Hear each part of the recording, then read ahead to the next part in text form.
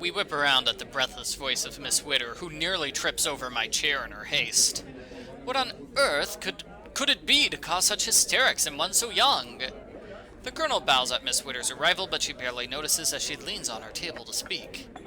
Then you most definitely have not heard?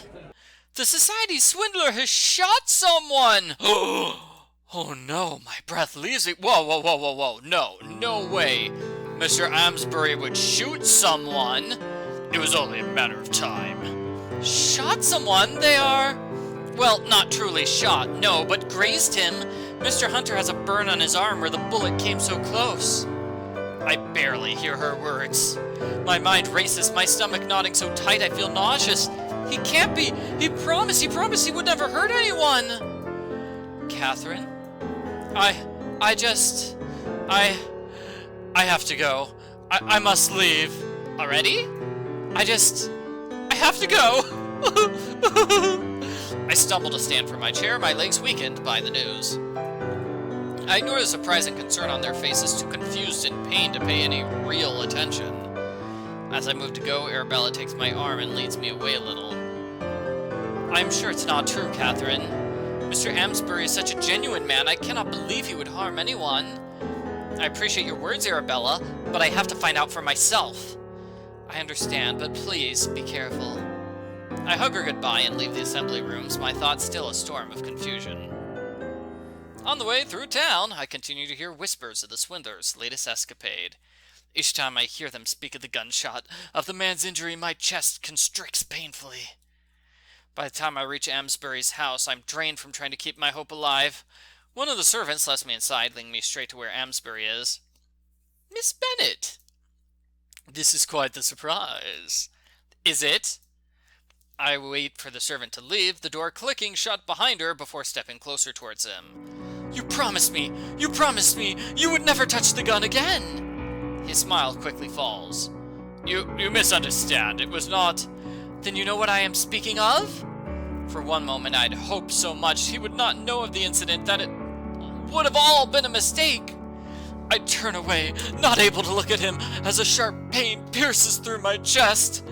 Almost as painful as a gunshot wound to my chest. A gunshot wound fired from his gun because he lied to me. He lied to me, saying he would never fire his weapon. Without thinking, I step towards the door to leave. I'm halted as he grabs my arm to spin me to face him. You must listen to me. I never broke my promise. It was not me.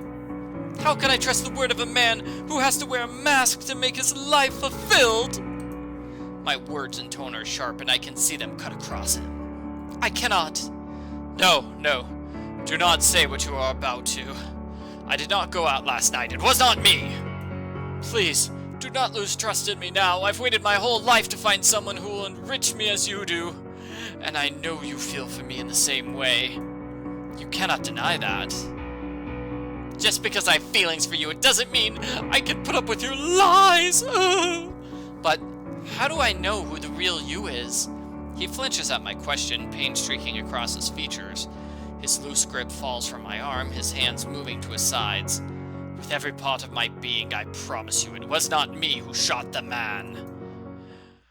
Do we trust him or leave him? Oh my gosh, this is a really difficult choice here. Yeah, I'm gonna trust him. I stare at him for the longest moment, examining every feature I thought I'd come to know so well. There's honesty in his eyes and truth in his voice. I step close to him, taking his hands in mine. His brows arch in surprise at my movement, a flicker of hope flashing through his eyes as he returns his gaze to mine. I trust you, Laurence. His face brightens into a smile that even has me grinning in return. I knew it. I knew you would not doubt me.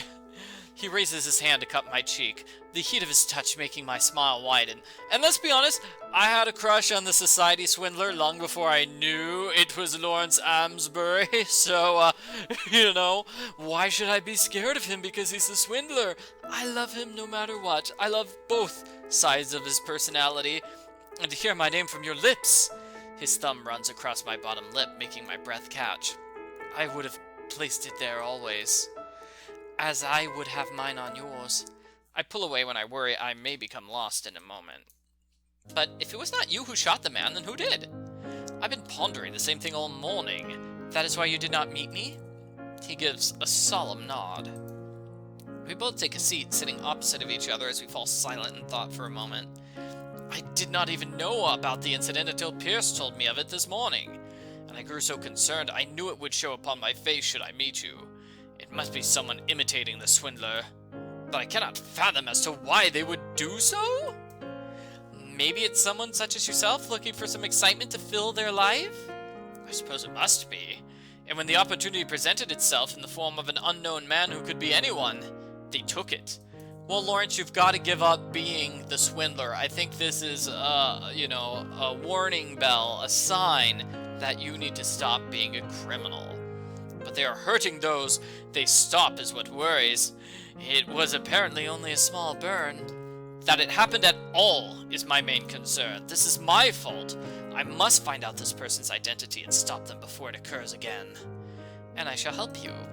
He turns to me, breaking from his moment of seriousness to take my hand. I could not ask for a better partner in this. A partner in crime? Partner in everything, Catherine. Oh my. My name from him makes my skin heat, and I glance away, hoping he will not notice. We both jump at the sound of the door opening, Lawrence's hand falling from mine. I glance to the side to see Mr. Montfort entering. You know, Mr. Montfort, you're my main suspect here. You're always kind of angry and mean, right? You're probably the one who pretended to be the swindler and shot someone. Ah, Miss Bennet, I did not realize you were here, visiting us once again.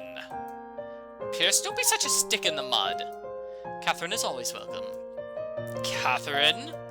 I did not realize the acquaintance had become so close. There's a stiffness to his voice that makes me tense a little, though Laurence doesn't seem to notice. It has, very much so. I catch his gaze, smiling at his attention once again. I suppose you heard about what happened with the swindler? Mr. Montfort's question quickly breaks the moment. Most bold of him to make such a move, is it not?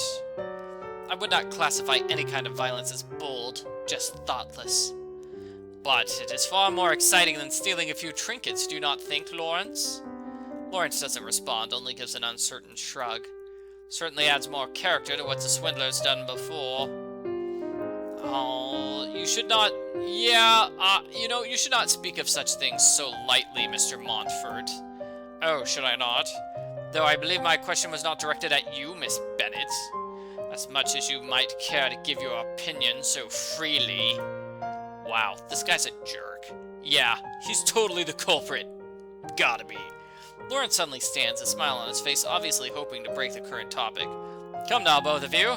Disagreeing on things is all well and good, but between you two, I shall not stand for it. I also stand firm for my seat. I stand for my seat as the bell chimes on the clock. I should probably be leaving. Our Arabella may come searching. Then allow me to escort you out. He moves to the door, stepping out into the hallway a little ahead of me. I turn to Mr. Montfort and drop into a curtsy. Good day to you, Mr. Montfort. Good day. He dips into a stiff, short bow before turning back to examine the bookcases. I frown a little at his dismissal, then move to the door to leave. There's something strange about that guy. Something strange about him.